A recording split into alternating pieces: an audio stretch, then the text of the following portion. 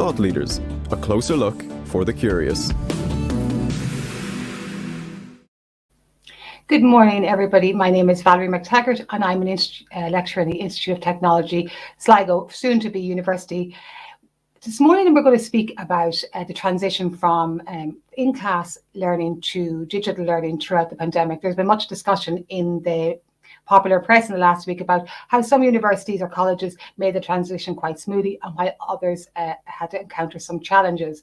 The Institute of Technology are quite unique in that we've been delivering online programs since 2001. So we're the national leaders in online delivery. And that online delivery was prompted by the need to widen participation in education. And what I mean by that is a lot of people cannot attend on-site learning.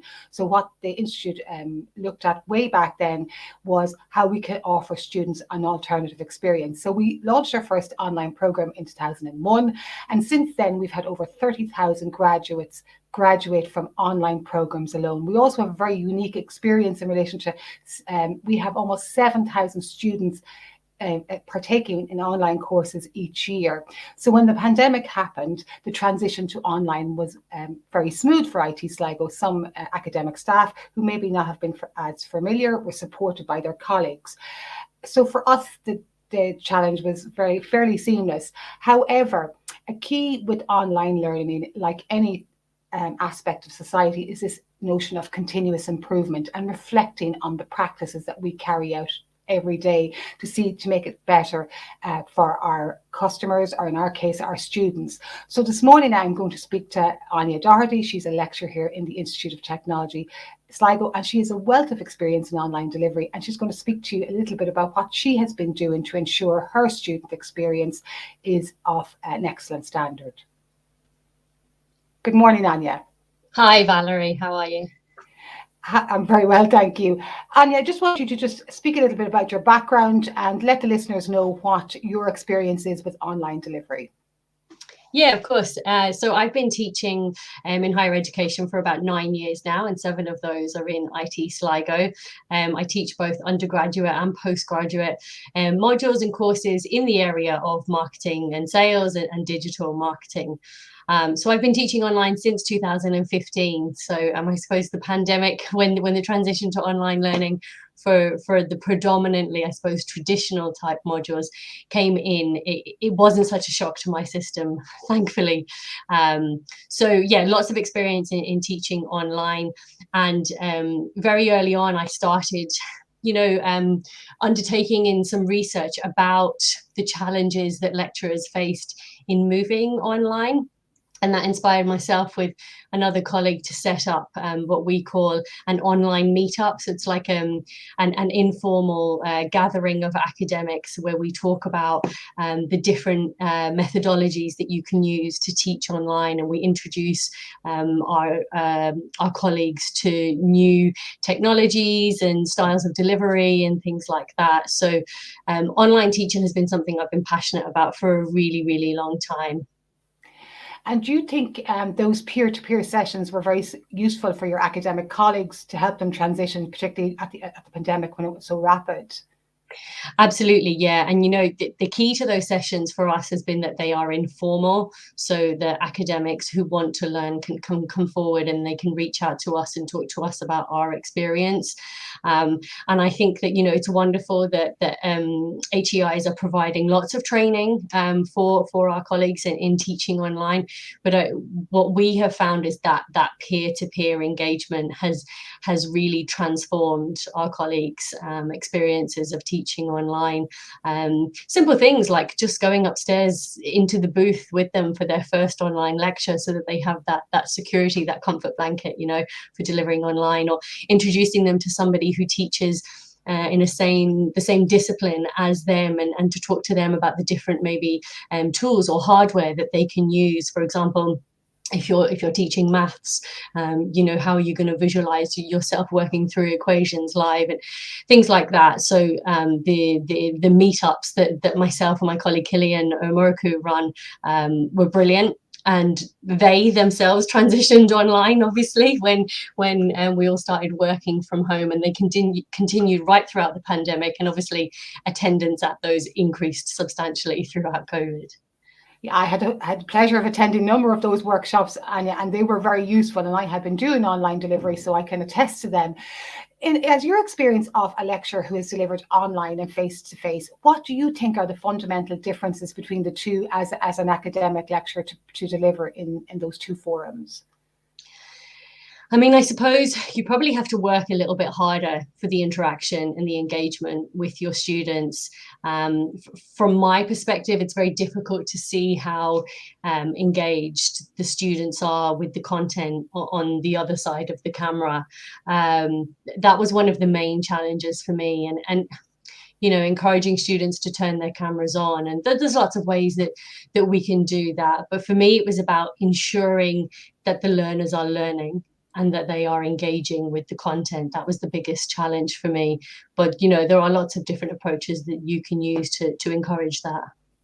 And I think the technological advancements, particularly in the Institute here in the last number of years with that Microsoft Teams that allows that two-way interaction, has really made a difference, because previous to that, we didn't have the opportunity to see the students, live like I'm seeing you now, and vice versa. Do you think that has made a difference to your delivery experience and the students' learning experience? Absolutely, Valerie. I mean, we live in a world now where people expect instantaneous responses, with the likes of messaging apps and social media apps and Twitter, like people expect a response straight away. So tools like Microsoft Teams allow us to facilitate that sort of immediate interaction that our students crave and that they need to support their learning. I think as well, both you and I would have, and the Institute as well, would acknowledge that students want to see the person that is delivering to them. It makes it real. But sometimes students are reluctant to switch on their cameras from their side. And, for us, it's important that we can see them. So in the context of the research and the program that we're speaking about specifically today, just tell the listeners a little bit about this program. It was quite unique when it started out. It is, yeah, absolutely. So it's an apprenticeship program, first of all, and it's I suppose a non-traditional apprenticeship program. So it's in the area of insurance. So and it's delivered online. So those are the three key things that make it very different.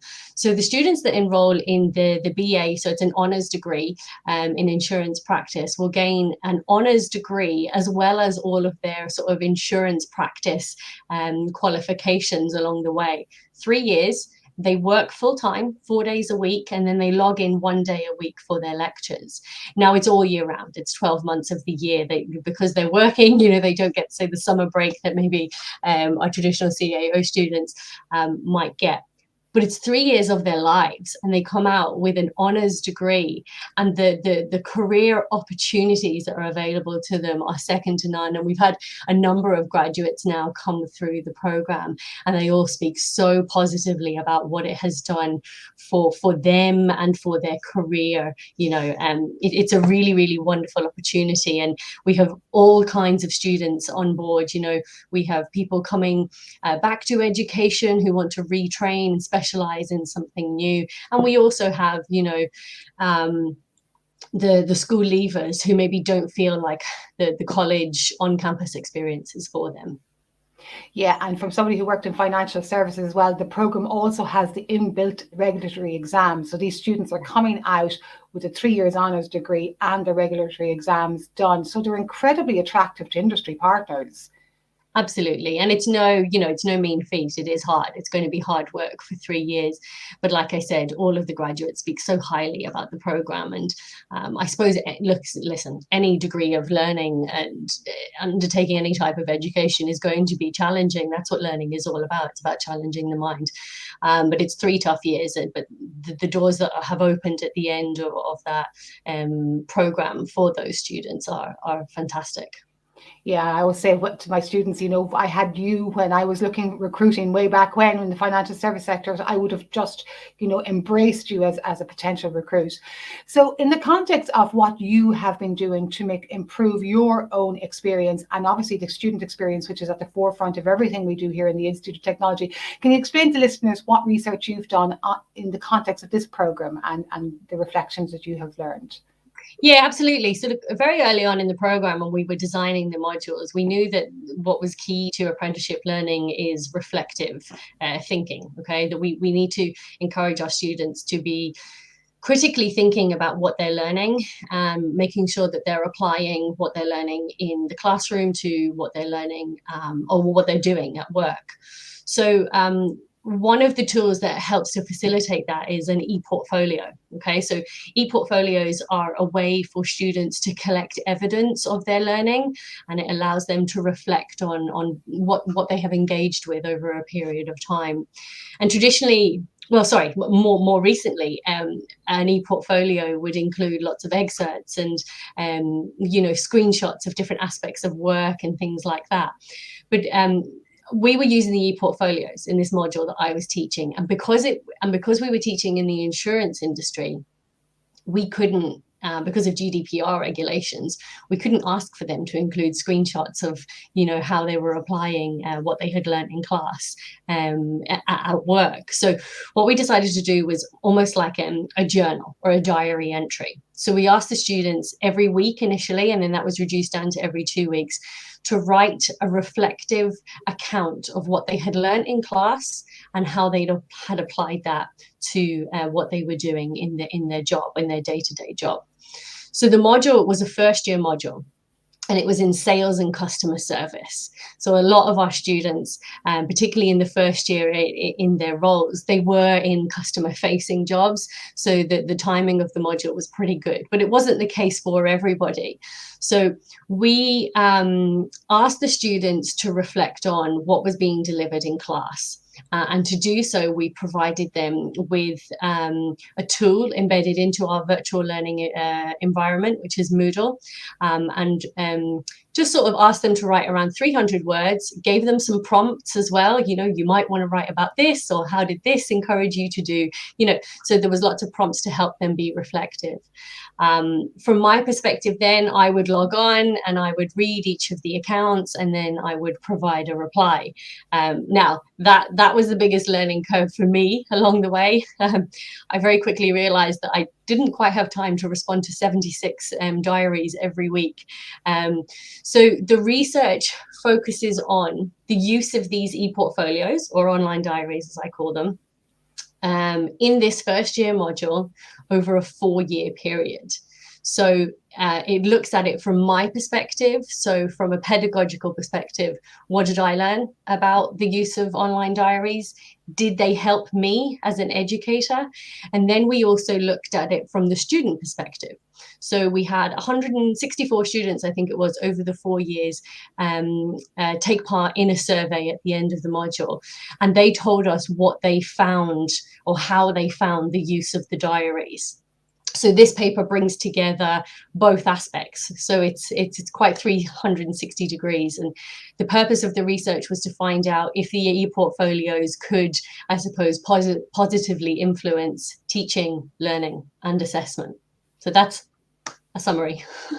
It's really interesting, and it's so important in everything we do that we're listening to the voice of our stakeholders, whether that's in industry or whether that's in academia, because it is that experience that they're going to bring to and tell people and recommend the Institute of Technology or any provider as a place that provides, listens to the voice and, proactively looks at how they deliver the product, or in our case, it's deliver the classes. So I'm really interested, what did you find out? Okay, so first of all, I suppose from my own perspective, I found that reading the diaries really helped me to understand where my students were coming from in their learning. Admittedly, I had never worked in the insurance industry, so it was a whole new world for me as well. The content that I was delivering on the module was very comfortable, but it allowed me to learn a little bit more about the context that they were coming to the course at. And I found that I was learning about my students, and often that's quite difficult to do when you're teaching online. compared to when you're physically in the classroom with your students, because you have informal conversations when you're face to face with somebody physically, you know, when you're walking down the corridor towards class or after class. So you don't get that with online teaching. So suddenly I was reading about all these anecdotes and these things that were happening, and these like great success stories about my students, you know, saying, oh, I tried out this particular technique that you talked about and it worked, and I made a sale, or, you know, something like that. So for me, I got to learn about what they were doing in a day-to-day environment. And what that meant then was it kind of facilitated a little bit of rapport between the students and I, because then when we were in our online classes, I was able to call on students, obviously not with any sensitive subjects, but, you know, if it was something that I thought would be productive for everybody to hear about, and ask, you know, Valerie, tell us about this great win that you had last week. And I found then that maybe had students a little bit more on their toes, a little bit more alert, because they didn't know who I was going to call on to share an experience. And then that was good, because then the students were talking to each other and they were comparing situations that they had faced. And look, that's great, because that's them talking about the content, and that's them engaging with one another. And that is one of the key challenges with online learning, is that we need to find a way to facilitate that peer-to-peer engagement.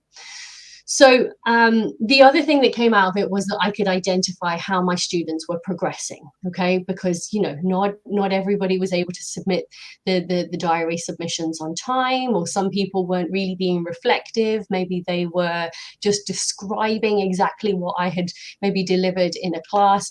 So that meant that I could identify very early on if some students were maybe falling behind, struggling, maybe feeling a little bit overwhelmed with the workload, and I could intervene and say, you know, is everything okay? I've noticed you haven't submitted, or I noticed that you're not quite grasping XYZ.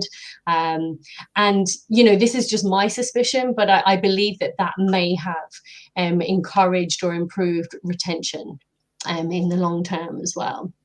The other key thing that came across, I suppose, from my point of view as well, was around this whole sort of manageability. So we always focus on, we think about the student workload, and we think, you know, how many assessments are too many, and are we giving them enough time to do this?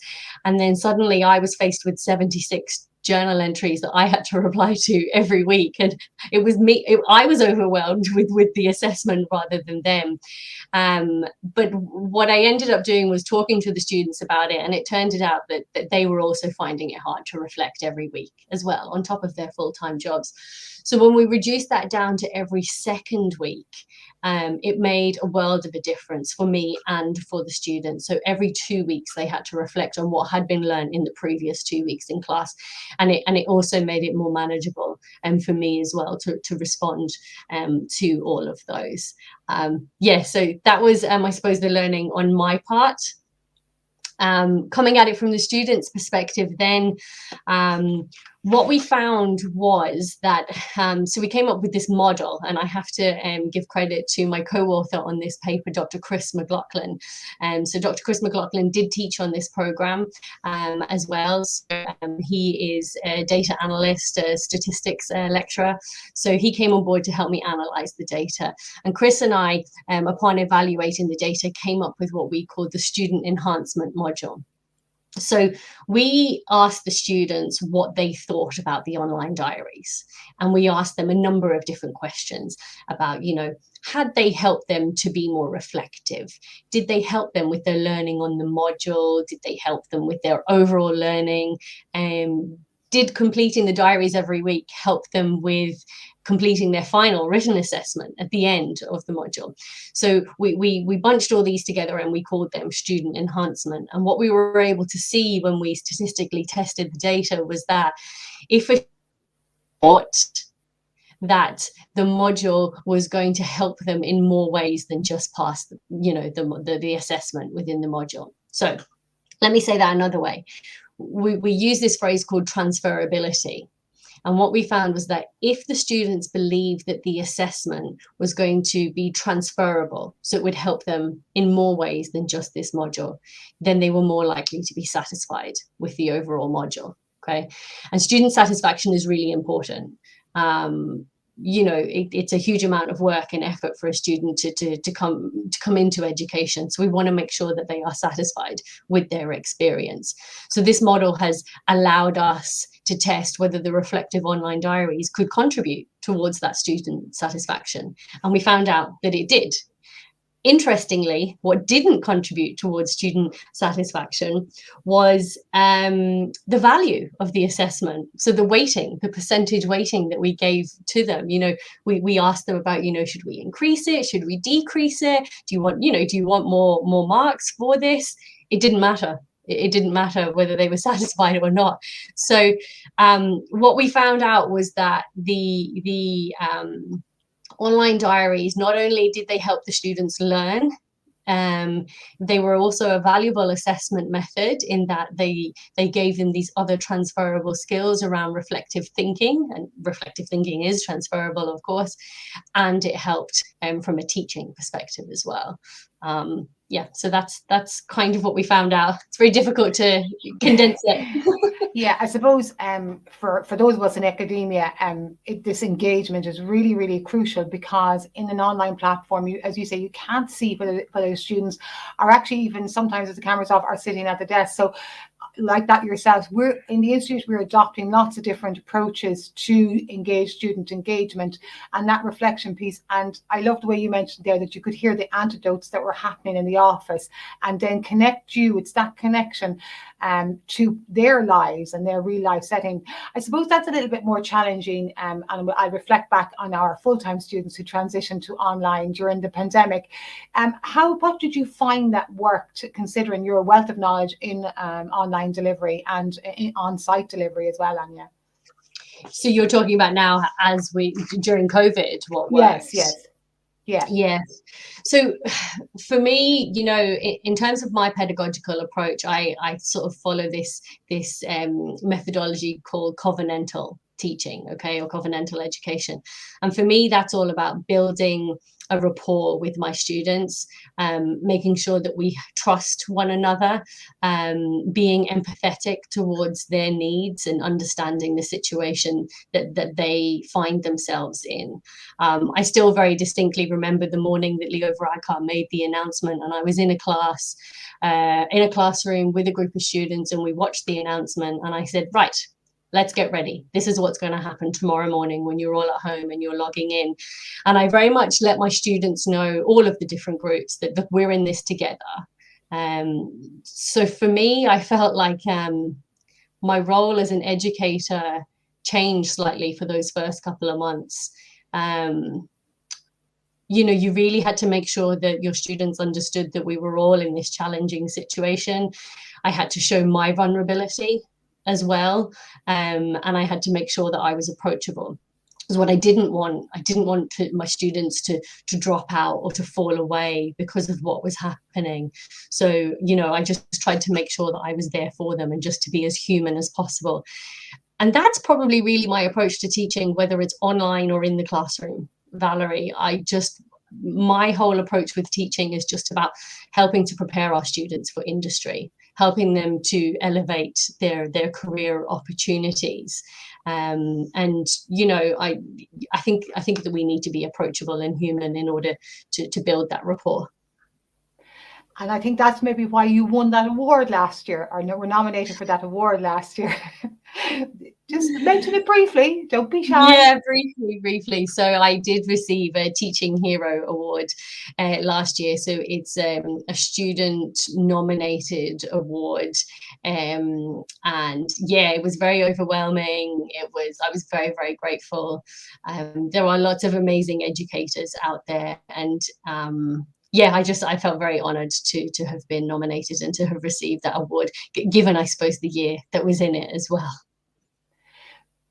So I suppose, sorry, I should thank my students there for nominating me.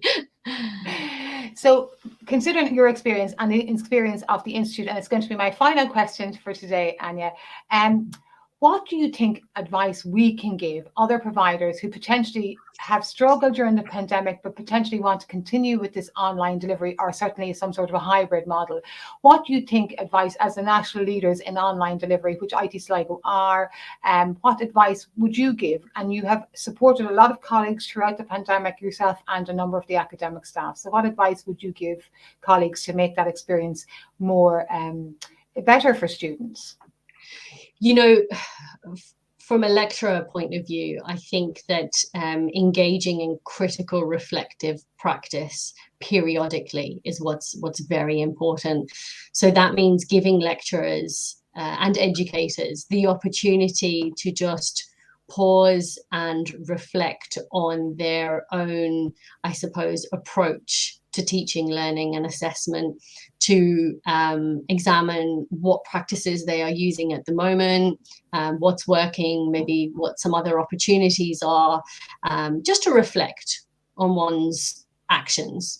And there are a number of ways, I suppose, that HEIs can support us to do that. And there are lots of programs, for example, that we can enroll in that will help us to do so. So I've engaged in a couple of different teaching, learning and assessment modules online, actually. And recently I did undertake a digital teaching, learning and assessment. It was a level 9 module in GMIT, our new partner in the Technological University. And I suppose the HEIs need to afford educators with the opportunity to engage in reflective practice. And for me, that's the key thing. You know, producing this research, it was because for my love of the topic and my love of teaching and my love of research, and my continuous, I always want to do better and just challenge myself and make sure that my students are okay. But that takes time. It takes an awful lot of time. And I think that, you know, educators need to be supported. And there are lots of ways to support us. For example, the informal group that we talked about at the beginning of this session.